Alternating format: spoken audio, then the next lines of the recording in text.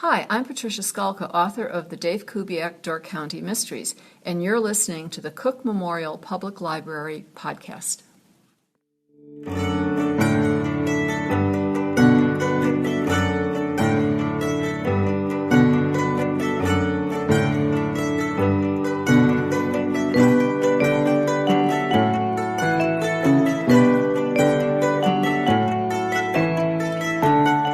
Hello and welcome to the Cook Memorial Public Library podcast, where we invite you to spend just a few minutes with the staff at Cook Library. I'm Nate Goss, and today we are pleased to bring you another edition of Locally Sourced, a segment we like to do occasionally where we interview local business owners about a book that has special meaning in their lives.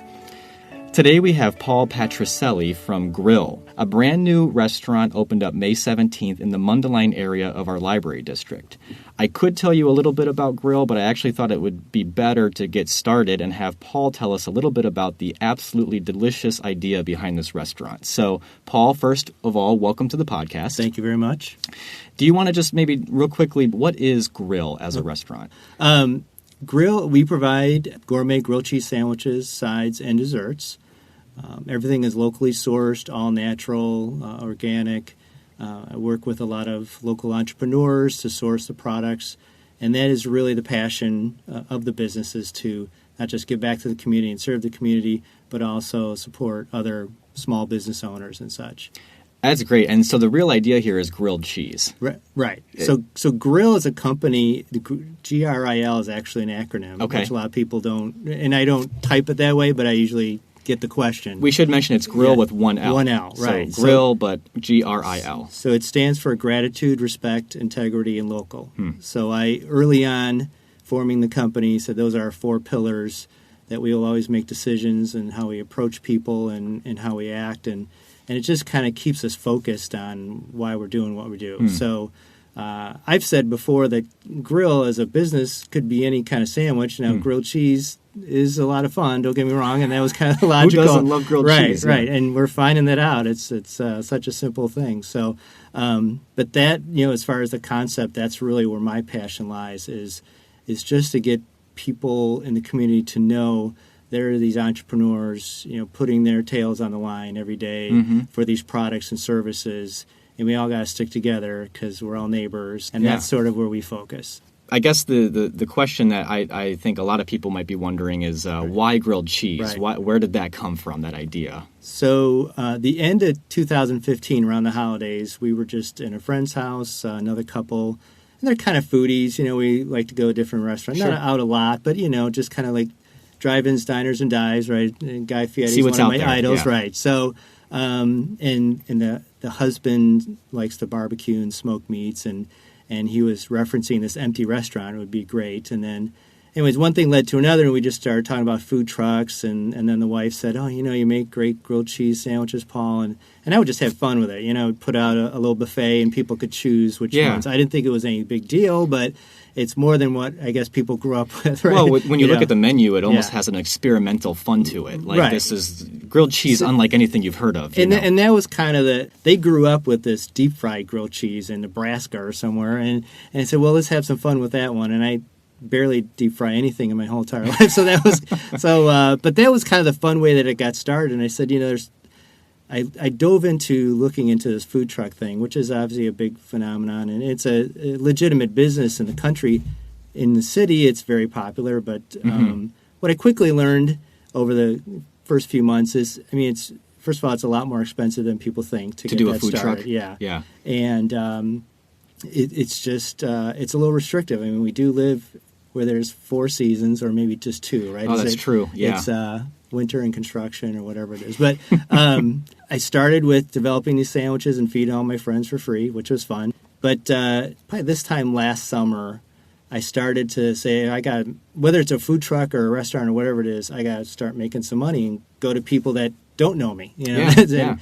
I had a client that reached out to me, and his son was getting married, and he's like, "Hey, do you want to feed the groomsmen at our house?" And I say, these are like all millennials, they're 6'4", I'm like, okay, so if I could feed them, that would be cool. Right? And so I brought everything. I still remember today, it was a total mess, and we're just winging it. but they loved it, and they were full after one sandwich. And so that was my first check ever that we made money.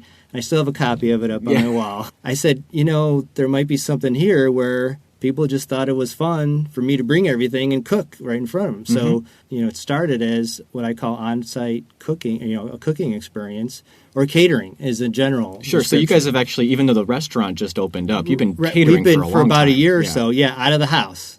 And then it just reached time that we needed to get out of my basement because we really couldn't take on any big orders. So we eventually needed a space, and I have some good friends in Mundelein and just built some good business relationships. And we're actually in the middle of a industrial park. That's right. Before you move on, where exactly is GRIL located? Right, great question. We get that a lot, actually. Yeah. So we are on Google. It does show up, but it's not in the traditional place. So we are at 403 Washington Boulevard. Okay. So Washington intersects with Allenson, which is a common road that everybody knows about that goes down the middle of a lot of industrial parks. Right. Kind of by Bill's Original Pizza. That's Allenson. So Washington's across street. We're a couple of driveways down, and we're right next to Canine Playtime. A lot of people in town know where they are because they're really big. And we're Suite 11. So we're way back in the corner. So initially, way back in our history 3 weeks ago, we were getting a lot of drive-bys, but we now have a big feather sign that flaps in the wind. Okay, and, so people and we have a little sign. We're not yet on what's called the monument sign, but the landlord's updating that. Working on that, name. It's in progress, But I've got Google links on our website, and on the Facebook, you just click on it, it shows right there. And that website would be... GRILcheese.com. So GRIL, just one L, cheese.com. Easy enough to remember. Yes. Yeah. And we have Facebook, Instagram, all that stuff. Cool. So it's just delivery and carry out now. We're in the process of zoning it for eat in. And we do have a couple picnic tables. So with the nice weather, our landlord put them out there, and they've just been really supportive. So, but it is, I relate it to, like Chinese and pizza. You just go quickly pick it up and take out. And, we wrap them, they stay warm. And I think that's a great idea. Yeah. Well, this is locally sourced, so we're going to talk about a book that you've read at least at some point in your life and kind of touched you or had some meaning in your life. So why don't you share with our listeners, what's the book that you would like to share with them today? Well, the one that I feel had a big impact on how I'm thinking as an adult is Your Best Life Now by Joel Osteen. And it's just a book of devotions, and I just say sort of how do you think, not just as a person, but also as a business person, and sort of all kind of melds together. Mm-hmm. His books fly off the shelf here at the library, Joel Osteen's. And this is actually, I think, one of his first early This ones. is several years ago. Yeah. And when you asked me to pick a book, and I was looking at a few, and this one, like I said, was early on, and as I was becoming an entrepreneur and just trying to, how do you think, the approach, your daily approach. This one really impacted me. Yeah, so maybe a simple question is just how has Osteen's teachings inspired you? Well, I think I realize he's been around a while, and with some people you either love him or hate him. Okay. That's just been and I've dealt with some feedback from people like, really, because the perception is he could be very commercial. Sure. Yeah. But I just take it for what it is. I get a daily email every day, and it just makes me think. Mm-hmm. So the biggest impact really is, he relates it to how God has built us here. And I'm not going to get all, spiritual or preachy, but that's what I believe, that God made us a certain way to think big or to think positively, to, kind of forget the past and always look to the future, be grateful. All that kind of stuff ties into just maybe the last 10 years of my life. And it's just really, got me to where I am today. So. Yeah. Well, and this is a religious book. Osteen is a minister. Yeah. Oh, yeah. But I did want to ask, do you think people who maybe don't share those specific convictions, is there still something of value in there? Absolutely. I'm glad you asked that, because I'm very direct about it. Doesn't matter what you believe. It really doesn't, because I've only really had a spiritual life for about the last 10, 12 years of my life. This has not been, we were not raised that way. Mm-hmm. It is not preachy. It is just, hey, this makes sense. And you could read it in I like John Maxwell as well. You could read any kind of leadership, I say self-help, but, business-minded kind of book. and it crosses over to wherever. There's something you can get out of it. Absolutely. Yeah. And I think that Osteen's teachings, they generally seem to say that, there's value in staying positive, right. choosing happiness even during your rough patches, right. working hard. But, I think ultimately, a lot of, especially in Your Best Life Now, is talking about how real leadership is in serving and blessing others, right. showing kindness, compassion, and mercy. That's a very unique leadership style. And I was going to ask you, how do you think that idea of what leadership is, almost like like serving people as leadership, how has that impacted what you do at GRIL, or what you think of as GRIL, or maybe see yourself even in the community? Well, that's definitely a foundation. I believe it's a leader's responsibility to serve others. I mean, those, you could ask anybody, whether they're Christian or not, or Jewish or Muslim, whatever.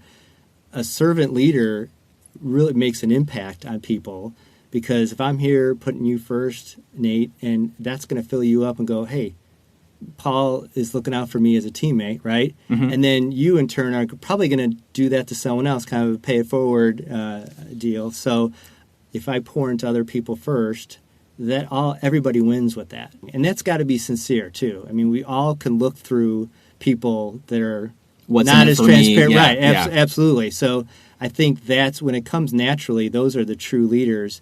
And I would never say that I'm one of the best or the greatest, but I am aware of just working hard at trying to be a good example. We've got 2 sons that are now young men, this year 18 and 21. Oh, congratulations. That's a feat in itself, huh? That's a big deal. So, that adds more to my plate in a good way as a man trying to lead in a community, giving them a good example. Mm-hmm. So that all ties in together. And with GRIL, I'm not trying to seem corny or special. I just think that's the right way to do it. Now, when would you say is the first time that you read Your Best Life Now? I read it once, and then a little bit again. I would go back to certain ones. I would say probably 2010, 2011, somewhere in there. Is when you read it, yeah. Because it was pretty popular, but it wasn't brand new, So I'm very much I would love to get your newsletter. I'll read an email, I'll read an article, but full books still at my age has been a big challenge. So It's really got to be, I know this came from a mentor said, just read it, one of those things. So I do remember some servant leaders in my life. I mean, again, those are the examples. One was business, one was from church. That, when 2 different people from different parts kind of give you a direction, and this kind of book comes up, I try to be a good student, because to be a strong leader, you have to be a good follower too. Mm-hmm. And it's important to have mentors that would give you some direction, and that's really what it came from. So, and I think that's key too, is if you see a product of someone reading this book, it's just like other books of how to win friends and influence people. Well, if they're doing that, you may want to read the book. If they're not, then you're like, well, that book didn't help goofy. Yeah, right. It didn't work. So get your money back. But yeah, that's definitely. Well, it sounds like the ideas of this book have almost in a very concrete way poured out of you with GRIL and with the way that you think about raising your family and things like that. I think that was one of the reasons why when I saw it, going through the books I read when you asked me, I'm like, this one would be the most significant as far as what's going on in my life now, even though I read it several years ago. It's starting to, materialize, and, take a lot of credit. I'm just following along, trying to hold on to what's going on right now. So that's definitely, significant. Now, in the book specifically, do you have a story in the book or a quotation or something that you think really has stuck with you the most? I actually do. I have... I could take a few of these devotions and kind of roll them into one very powerful message. Something that has been a challenge for me, and I know I've talked about our boys, and there's a lot of responsibility as being a father and a leader and such. But you start to wonder, like, where are you going with your life, right? Mm-hmm. I mean, and I just turned 50, and a lot of people could be like, "Hey, I want to retire." Like, no, it took this long, really, to figure out, well, what am I supposed to do? What's my calling? Mm-hmm. And you could live in the past. There's a lot of what Joel talks about is, the kind of the history is over. Fear is a big thing. Fear can be very crippling, but you can't change anything by being scared of it. We jumped in. It sounds cliche, but we jumped in on faith. With the restaurant, you mean? Right, yeah. With GRIL, because, and it is about faith, and that's what he says. You just have to go with it in a way. And even about, when this started about a year or so ago, when you find your calling, again, regardless of what you believe, everybody wants to feel like they're here on this earth for a reason. Sure. You want to do something significant. So when you do pass on, they could say, hey, remember Nate was the dude that did that, whatever it was, right? Yeah. And that's really, I believe, the most powerful message from Joel is, we all have a calling. Do not be scared. You got to have faith, regardless of what you believe. And, fear will just keep you paralyzed, and you just have to take that first step. But that's really key. And I think that's what I remind myself every day is, this is where I'm supposed to be, and it's starting to work, and everybody's enjoying it, and it's now my responsibility to just keep it going. Yeah, it sounds like the book just had a very general impact on your life, and that there was so much that you took out of it. And then I just wanted to thank you today, Paul, for coming on the podcast and sharing this book with our listeners today. I'm very grateful. Hopefully, if this hits one person that they can relate to it, that'd be exciting. So we want to encourage our listeners to head on over to GRIL. Maybe someday stop in for a lunch break because, like I said before, who doesn't love a good grilled cheese sandwich? Now, while on your lunch break, you might want to bring along a good book to read, and that's where we come in. You can come to the library, browse, and check out many of Joel Osteen's books, including Your Best Life Now, the book that we just talked about. And we are your best bet for finding the perfect summer read. So head over to www.cooklib.org and search our catalog for that next favorite book. We always want to mention the library's blog, Shelf Life, where a few of us librarians regularly post what we're reading, along with local history stories, genealogy help, and a whole lot more. That blog can be found at shelflife.cooklib.org. If you'd like to leave us some feedback, maybe even suggest some topics for some future episodes, you can always talk to us on Twitter, @CookLibrary is our handle, or send us an email, webmaster@cooklib.org is where you can send that. If you like what you're hearing on this podcast, make sure you share it with your friends and family, tell everyone you know, let them know they can subscribe in iTunes or anywhere they like to get their podcasts. Speaking of iTunes, one of the best ways you can help us out is by leaving us a nice rating there. We will be back soon, but until then, keep reading, keep watching, and keep listening.